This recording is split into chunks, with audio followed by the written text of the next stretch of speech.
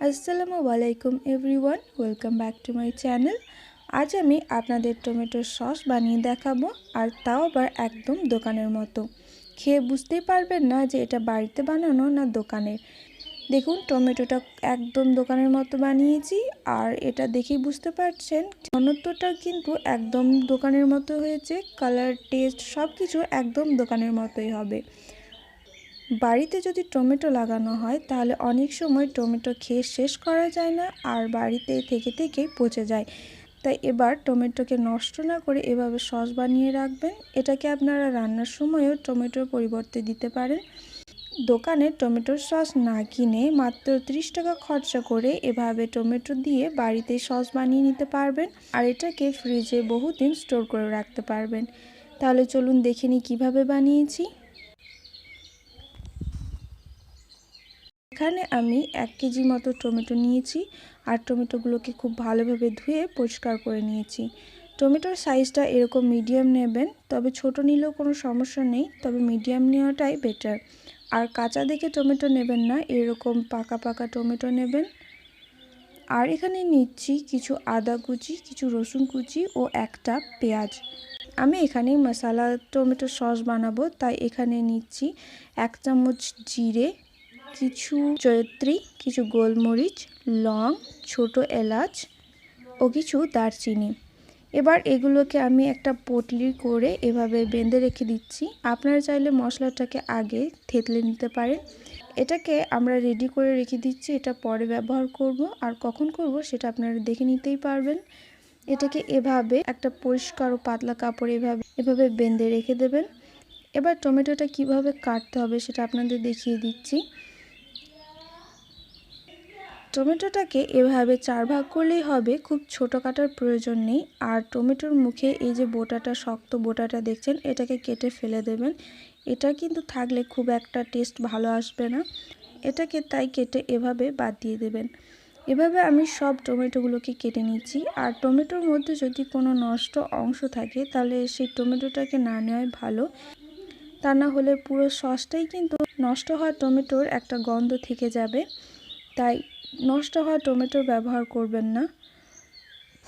এভাবে আমি সব টমেটোগুলো কেটে নিয়েছি। দেখুন, আমার টমেটোগুলো সব কাটা হয়ে গিয়েছে। এবার এখানে আমি একটা কড়াই বসিয়েছি, আর গ্যাসের ফ্লেমটা মিডিয়ামে রেখেছি। এবার এখানে আমি 1 চামচ মতো জল অ্যাড করলাম। টমেটোর পরিমাণ যদি আপনাদের বেশি থাকে তাহলে জল অ্যাড করার প্রয়োজন নেই, টমেটো থেকে এমনি জল বের হবে। এবার এর মধ্যে আমি পেঁয়াজ, আদা ও রসুন ও 3টে শুকনো লাল মরিচ দিয়ে দিলাম। জলের মধ্যে এভাবে একটু নাড়াচাড়া করে আমি কেটে রাখা টমেটোগুলো দিয়ে দিচ্ছি। এবার 1 মিনিট এভাবে নাড়াচাড়া করে নেব।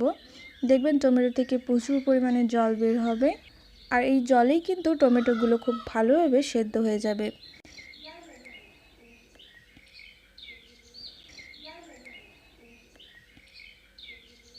এরপর এর মধ্যেই আমি যে পটলিটা রেডি করেছিলাম সেটা দিয়ে দিচ্ছি। নাড়ার সময় খেয়াল রাখবেন যেন পটলিটা ছিঁড়ে না যায়।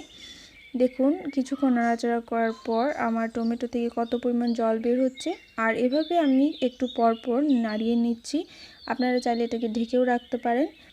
আমাদের এভাবে 5 মিনিট ফুটিয়ে নিতে হবে, যাতে টমেটোগুলো খুব ভালোভাবে সেদ্ধ হয়ে যায়, আর পটলিতে থাকা মশলাটার যে সেন্ট সেটা যেন টমেটোর মধ্যে খুব ভালোভাবে ছড়াতে পারে। এবার আমি এটাকে ঢেকে দিচ্ছি 2 মিনিটের মতো। 2 মিনিট পর চলে এলাম। দেখুন, আমার টমেটোগুলো খুব ভালোভাবে সেদ্ধ হয়ে গিয়েছে। এবার আমি একটু নাড়িয়ে চাড়িয়ে টমেটোগুলোকে একটু গলিয়ে নেব।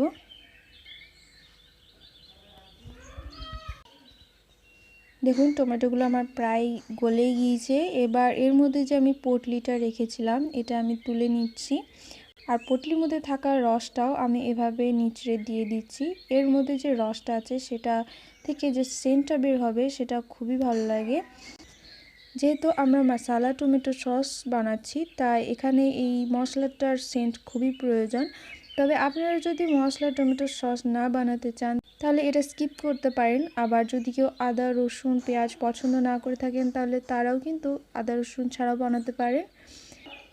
এবারে এটা একটু ঠান্ডা হলে আমি এই টমেটোগুলোকে ব্লেন্ডারে খুব ভালোভাবে ব্লেন্ড করে নেব।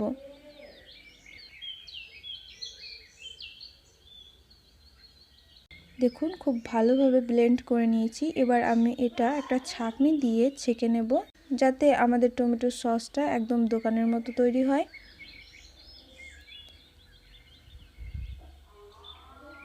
এবার একটা ছাঁকনি দিয়ে আমি টমেটোর সসটা ওই কড়াইটার মধ্যেই ছেঁকে নিচ্ছি। দেখুন এভাবে আমি চেপে চেপে সবগুলো ভালোভাবে ছেঁকে নিয়েছি। এবার এই টমেটোর বিচিগুলো আমি ফেলে দেব।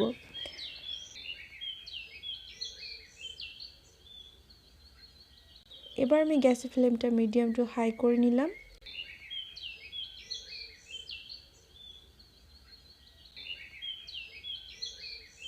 আর এরপর আমি এতে দিয়ে দিচ্ছি 1 চামচ লবণ ও 1 চামচ কালো লবণ, যেটাকে ব্ল্যাক সল্ট বলা হয়। আর দিচ্ছি 1 চামচ ভিনিগার, স্বাদ মতো চিনি। এখানে আমি 3 টেবিল চামচ চিনি ব্যবহার করেছি, পরে আরও লাগলে আমি তখন অ্যাড করে নেব। এবার আমি এটা ততক্ষণ ফোটাবো যতক্ষণ না টমেটোটা ঘন হয়ে যাচ্ছে। এভাবে নেড়ে চেড়ে যেতে হবে। দেখুন, আর টমেটোটা কিন্তু দেখবেন মাঝে মধ্যে উতলে উঠবে, ভয় পাবে না, তখন গ্যাসের ফ্লেমটা লো করে নেবেন।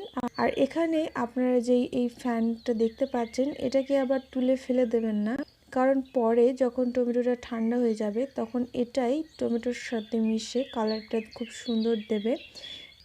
এরপর দেখুন আমার টমেটো সসটা অনেকটা কমে গিয়েছে। এরপর আমি এতে দিয়ে দিচ্ছি 1 চামচ মরিচ গুঁড়ো। এখানে ঝালটা আপনারা আপনাদের স্বাদ অনুযায়ী নেবেন। এখানে আমি মশলার টমেটো সস তৈরি করছি, তাই এখানে আমি মরিচ গুঁড়োটা অ্যাড করছি। আপনারা চাইলে এটা স্কিপ করে নিতে পারেন। আর এখানে আমি আরও কিছুটা চিনি অ্যাড করে নিলাম। আপনাদের প্রয়োজন থাকলে আরও চিনি অ্যাড করে নেবেন। এবার এটাকে আমি ততক্ষণ পর্যন্ত ফোটাবো যতক্ষণ না এটা একদম সসের মতো ঘন হয়ে যাচ্ছে। আর উপরে এখানে ফেনাগুলো দেখুন কতটা কালারফুল হয়ে গিয়েছে আগের তুলনায়। আপনারা কালারটা কিন্তু আগেরটা আর এখনকারটা পার্থক্য বুঝতেই পারছেন। দেখুন এটা কিন্তু আমার প্রায় শেষের দিকে।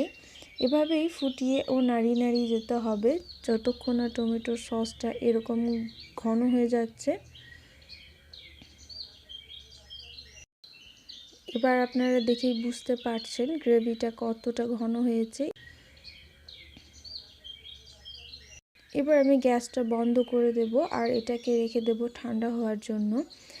এটাকে কিন্তু দেখলেই বুঝতে পারছেন এটার ঘনত্বটা কতটা হয়েছে। এবার আমি এটা ঠান্ডা হওয়ার পরেরটা আপনাদের দেখাচ্ছি। দেখুন এখানে দেখুন ফেনার যে কালারটা ছিল সেটা গ্রেভির সাথে মিশে গিয়ে দেখুন কত সুন্দর একদম টমেটো সসের মতো কালার এসছে। আর এটা ঠান্ডা হওয়ায় এর ঘনত্বটা অনেকটা বেড়ে গিয়েছে। আমি আপনাদের দেখুন এর ঘনত্বটা একটু দেখাচ্ছি।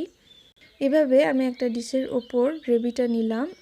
এবার যদি আমি ডিশটাকে সাইড করে দিচ্ছি তাহলে কিন্তু সসটা পড়ে যাচ্ছে না। দেখুন একদম দোকানের মতো ঘনত্বটা হয়েছে। আর কালারটা তো দেখে বুঝতেই পারছেন, কেউ দেখে বুঝতেই পারবে না যে এটা বাড়িতে বানানো।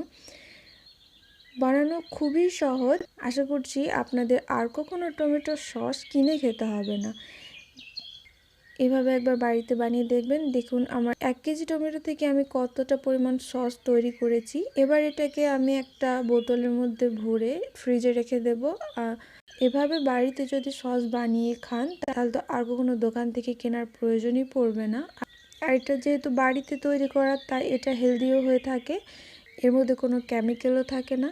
তাই এভাবে বাড়িতে বানিয়ে স্টোর করে রাখুন। রেসিপিটি যদি আপনাদের সুবিধাজনক হয়েছে তাহলে একটা লাইক করে দেবেন। ভিডিওটি কেমন লেগেছে আমাকে কমেন্ট করে অবশ্যই জানাবেন। কোনো প্রশ্ন থাকলেও কমেন্ট করে জানাবেন। ভিডিওটি শেষ পর্যন্ত দেখার জন্য অসংখ্য ধন্যবাদ। অনেক অনেক ভালো থাকবেন, সুস্থ থাকবেন। আল্লাহ হাফিজ।